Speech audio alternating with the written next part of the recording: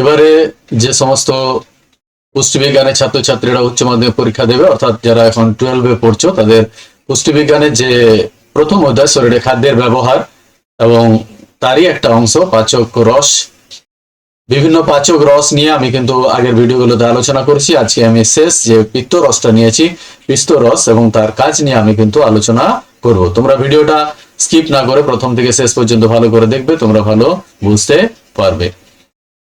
যদি ভিডিওটা ভালো লাগে তাহলে অবশ্যই তোমরা লাইক এবং বন্ধুদের শেয়ার করে দেবে। আর যদি আমার চ্যানেলে তোমরা নতুন হয়ে থাকো তাহলে অবশ্যই সাবস্ক্রাইব করে নেবে, কারণ আমি যখন ভিডিওগুলো পাঠাবো, নতুন ভিডিওগুলো পাঠাবো, তখন তোমাদের কাছে কিন্তু সেগুলো পৌঁছে যাবে। চলো আমরা বিষয়ে চলে যাই। পিত্তরস, যেটাকে আমরা বাইল বলে থাকি। পিত্তরস যকৃতের প্যারেনকাইমা কোষ থেকে নিঃসৃত সামান্য ক্ষার ধর্মী হরিদ্রাব তরল পদার্থকে আমরা পিত্তরস বলে থাকি এবং এর স্বাদ তোমরা জানো খুবই তিক্ত স্বাদের। ঠিক আছে, পিত্তরসের উৎস কোথা থেকে খরিত হয়? পিত্তরস না যকৃতে যে প্যারেনকাইমা কোষগুলো রয়েছে সেখান থেকে কিন্তু নিঃসৃত হয়ে থাকে। পিত্তরসের বৈশিষ্ট্য, মোট পরিমাণ কত না প্রতিদিন গড়ে প্রায় 500 থেকে 1000 ml, গড়ে প্রায় আমরা 700 ml খরিত হয়ে থাকে। প্রকৃতি হচ্ছে হলুদ ভাব, সবুজ বর্ণযুক্ত, খুব তিক্ত সারযুক্ত সান্দ্র ক্ষারীয় তরল প্রকৃতির রস। পিএইচ পিত্তরস সামান্য ক্ষারধর্মী, পিএইচ 7.7। আপেক্ষিক গুরুত্ব হচ্ছে 1.010 থেকে 1.011। পিত্ত যে যকৃতটা রয়েছে আর পিত্তথলির ক্ষেত্রে একটুকু বেশি, 1.26 থেকে 1.040। সঞ্চয়, যকৃতের কোষ দ্বারা পিত্তরস খরিত হয় এবং সেই পিত্তরস পিত্তনালী দ্বারা বাহিত হয়ে পিত্ত যে পিত্তাশয় যেটা রয়েছে সেই পিত্তাশয়ে কিন্তু সঞ্চিত হয়ে থাকে। এখানে তোমরা দেখছো যে পিত্তাশয়টা রয়েছে সেই যকৃত থেকে নালী দ্বারা বাহিত হয়ে নিঃসৃত হওয়ার পর বাহিত হয়ে পিত্ত নালীতে এসে কিন্তু সাময়িকভাবে সঞ্চিত হয়ে থাকে। এখানে তোমরা মানুষের অরিজিনাল পিত্ত থলিটা তোমরা দেখতে পাচ্ছ এবং এইগুলো হচ্ছে পিত্ত রস। চলে এসে আমরা বেড়ে পিত্ত রসের উপাদান। পিত্ত রসের যে উপাদান রয়েছে সেই উপাদানকে দুটো ভাগে ভাগ করা হয়। জল হচ্ছে প্রায় 89 থেকে 98% এবং কঠিন পদার্থ 2 থেকে 11% পর্যন্ত। কঠিন পদার্থকে আবার দুটো ভাগে ভাগ করা হয়েছে, জৈব উপাদান 1.3 থেকে 10.2%, অজৈব উপাদান হচ্ছে 0.7 থেকে 0.8% থেকে থাকে। অজৈব উপাদানগুলোর মধ্যে সোডিয়াম, পটাশিয়াম, ক্যালসিয়ামের বিভিন্ন ক্লোরাইড লবণ, কার্বনেট লবণ এবং ফসফেট ঘটিত লবণ থেকে থাকে এবং এর সঙ্গে সোডিয়াম বাইকার্বনেটও থাকে।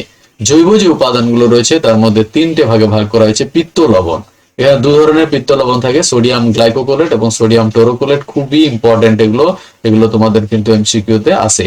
পিত্ত রঞ্জক বিলিরুবিন এবং বিলিভার্ডিন, এটাও কিন্তু খুব ইম্পর্টেন্ট, এগুলো এমসিকিউতে আসে। অন্যান্য যে উপাদানগুলো রয়েছে কোলেস্টেরল, লেসিথিন, ফ্যাটি অ্যাসিড এবং মিউসিন। এখানে আমরা ছকে দেওয়ার পর আমরা এভাবেও দিয়ে দিয়েছি, এভাবেও তোমরা পড়ে রাখতে পারো, তবে ছকে করলেই তোমাদের কিন্তু ভালো হবে। এখানে দেখতে পাচ্ছ যে জল এবং কঠিন পদার্থ, আবার কঠিন পদার্থকে দুটো ভাগে ভাগ করা হয়েছে, অজৈব এবং জৈব পদার্থ। এখানে বিভিন্ন ধরনের sodium chloride, potassium phosphate, calcium carbonate, এদের লবণগুলো থাকে, সোডিয়াম বাইকার্বনেট থাকে।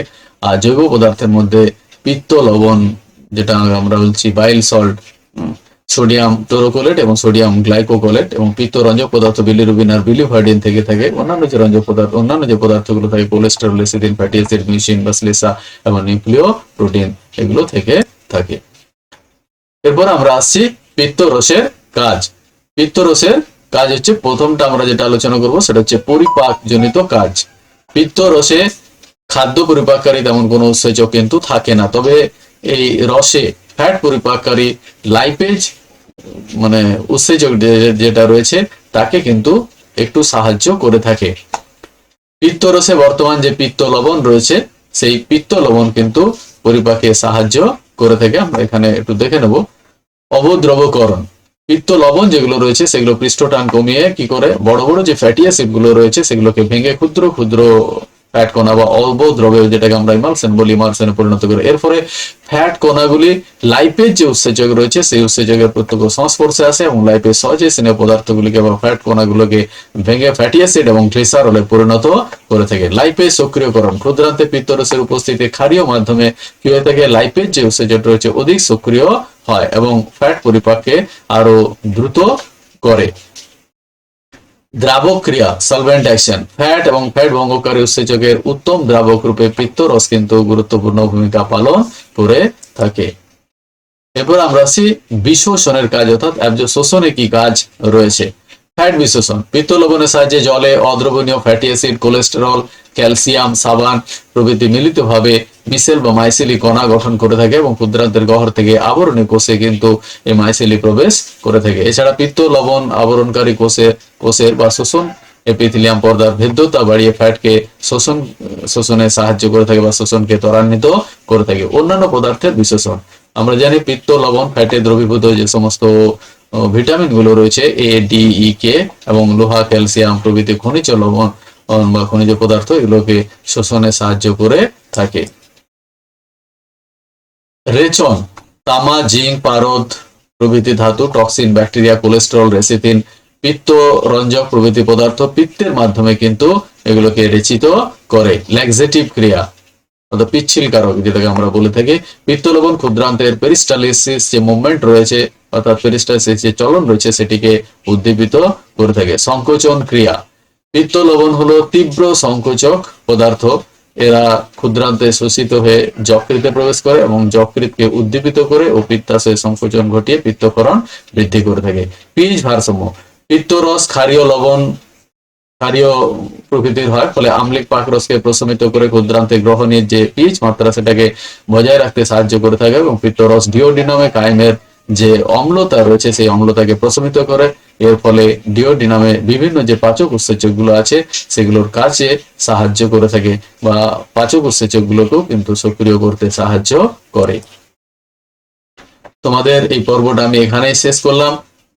লালারস, পাকরস, অগ্নাশয় রস এবং আন্তরিক রস আর পিত্তরস এগুলো নিয়ে আলোচনা করলাম। পরবর্তী ভিডিওতে তোমাদের আর যেগুলো রয়েছে পরিপাক, শোষণ, আত্তীকরণ এগুলো নিয়ে, বিপাক এগুলো নিয়ে আমি আলোচনা করব। ভিডিওটা এখানেই কিন্তু শেষ করছি। তোমরা সবাই ভালো থেকো।